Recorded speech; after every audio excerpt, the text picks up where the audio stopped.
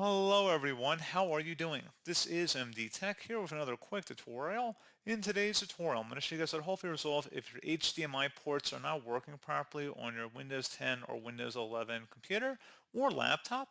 So this should hopefully be a pretty straightforward process here, guys. And without further ado, let's go ahead and jump right into it.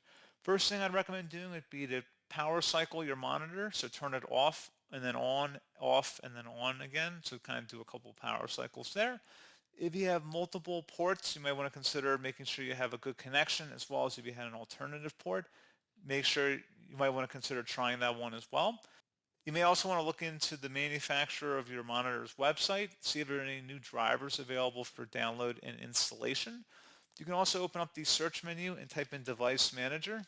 Best result should come back with Device Manager. Go ahead and open that up. Expand the display adapter section by double-clicking on it, and then right-click on whatever monitor is listed under here and select Update Driver. Select Browse My Computer for drivers, and then you want to select Let me pick from a list of available drivers on my computer. Select the manufacturer-specific one if there's one available. Otherwise, you can select the generic driver, and then select Next. And then once that's done, close out of here. And I would suggest restarting your computer at this time.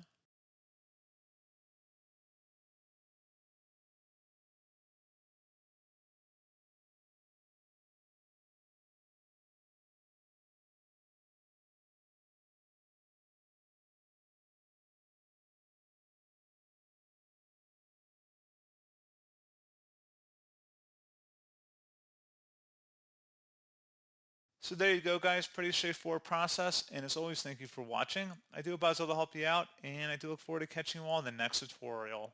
Goodbye.